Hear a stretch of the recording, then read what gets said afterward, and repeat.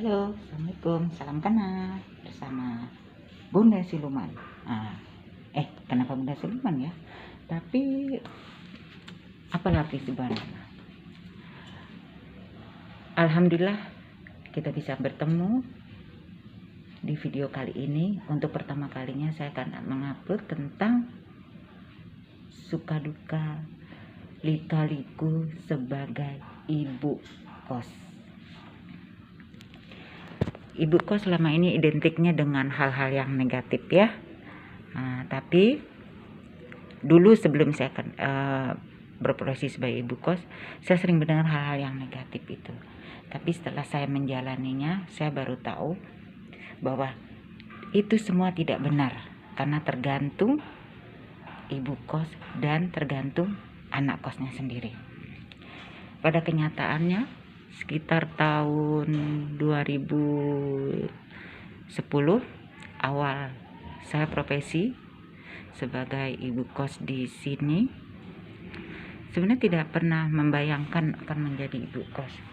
Tapi pada dasarnya saya memang suka sekali berhubungan dengan banyak orang, dan juga saya sudah biasa bekerja di lingkungan yang rata-rata mayoritas itu laki-laki semua. Maka dari itu pada saat itu saya ditempatkan di kosan putra.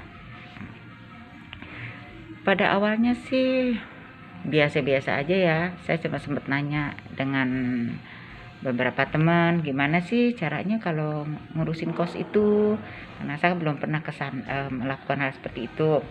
Tapi setelah saya jalani, lebih besar tanggung jawab moral dibanding material. Tanggung jawab yang tidak terlihat dibanding yang terlihat. Contohnya, ketika kita mengelola suatu kosan, kita diberikan amanah oleh pemilik kos tersebut dan oleh orang tua dari siswa yang ngekos di tempat kita. Itu berat loh. Mungkin tidak terlihat, itu kelihatannya sepele. Apa sih gitu loh. Tapi entah karena saya sudah sering bekerja, sudah banyak bekerja di mana-mana, jadi rasanya tuh tanggung jawab saya tuh lebih besar di sini. Tanggung jawab saya untuk mengayomi mereka, memberi kenyamanan kepada mereka. Ya seperti kita menjual jasa lah. Bagaimana orang itu betah tinggal di tempat kita di kosan ini, bagaimana mereka bisa nyaman, bagaimana mereka bisa, ya pokoknya kita menjual jasa gimana ya. Banyak hal yang tidak terlihat tapi itu sangat besar tanggung jawab dan risikonya. Alhamdulillah awal-awal saya ditempatkan di sini, saya mendapatkan kosan itu 3 lantai, dan saya ngobrol awal-awal saya nggak begitu dekat juga dengan mereka ya. Tapi setelah beberapa bulan berjalan, saya lihat anak-anak ini enak gitu loh. Enaknya apa? Mereka tuh menganggap saya tuh bukan sekedar ibu kos. Kadang mereka suka curhat.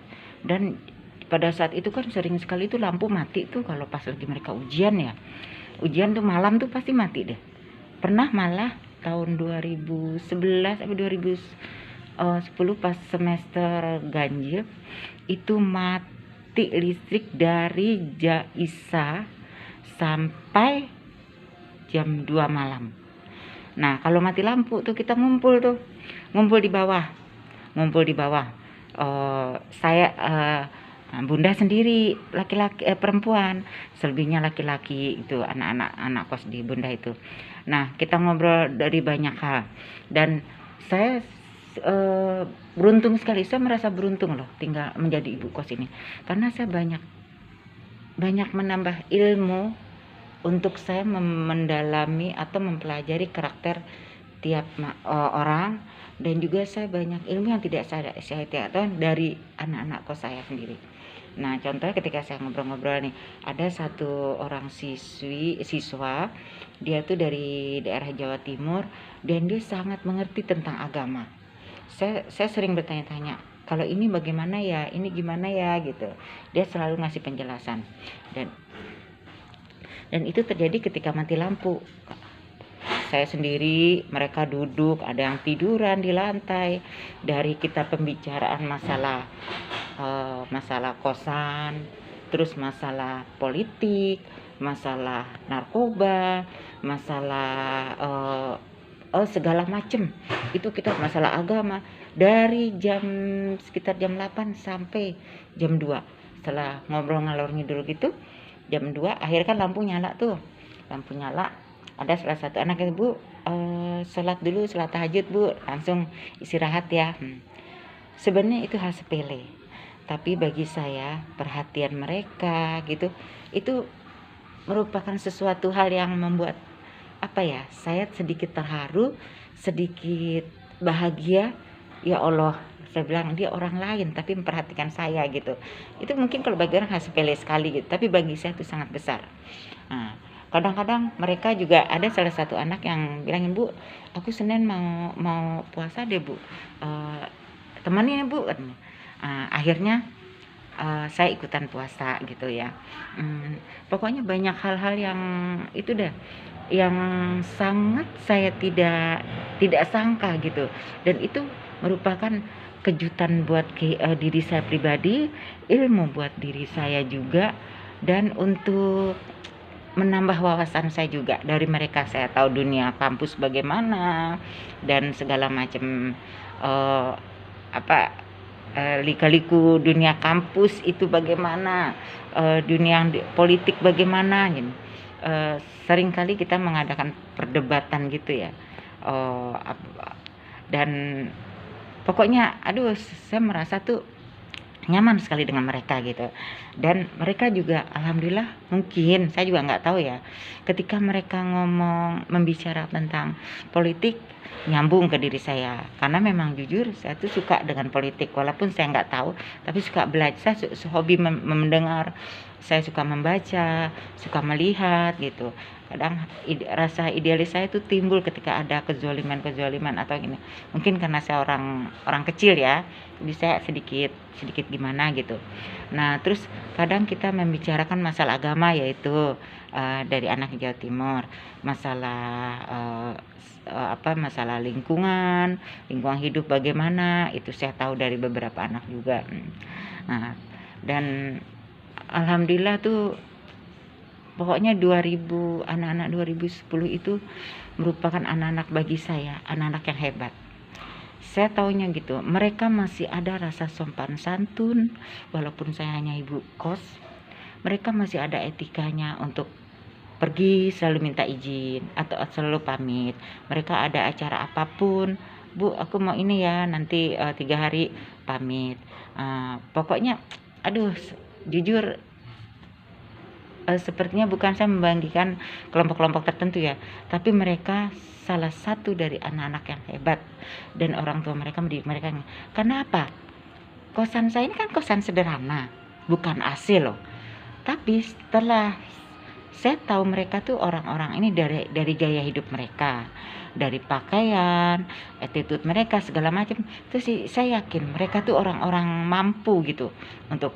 Nah, saya tahu 100% tentang mereka yang orang mampu ini ketika mereka sudah wisuda, sudah lulus. Saya pernah berkunjung ke salah satu rumah mereka. Masya Allah, dia itu ngekos di kamar yang hanya ya biasa standar gitu ya. Tapi ketika saya ke rumahnya, Masya Allah, itu di belakang rumahnya tuh ada kolam renang, ada taman, ada gazebo, ada lapangan basket, luas sekali. Di garasi mobilnya entah berapa mobilnya. Jadi beberapa anak akhirnya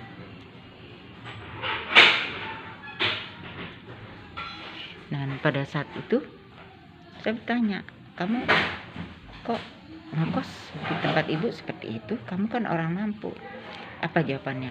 Bu, orang tua saya mengajarkan harus menghargai uang, harus mandiri, harus bekerja keras. Nah, itu kan satu ilmu juga, walaupun mereka orang kaya, tapi mereka tidak dimanja. Dan rata-rata anak itu ada yang pokoknya mereka orang-orang yang punya jabatan lumayan orang tuanya gitu. Ada yang di Pertamina, ada yang Freeport. Semua itu dari beberapa pembicaraan saya dengan mereka, saya yakin mereka tuh memang orang-orang ada gitu. Nah, pada saat itu benar-benar sebuah pengalaman bagi saya, terus anugerah juga, rasa syukur saya bertemu dengan mereka. Saya hanya tidak berharap banyak bagi mereka. Saya hanya berharap pada mereka, semoga mereka sukses selamanya, sukses kelak ketika mereka setelah lulus. Untuk saat ini cukup perkenalan kita dulu ya, nanti kita sambung lagi karena Bunda masih banyak kerjaan. Assalamualaikum warahmatullahi wabarakatuh. Bye. Bunda Siloman mohon pamit.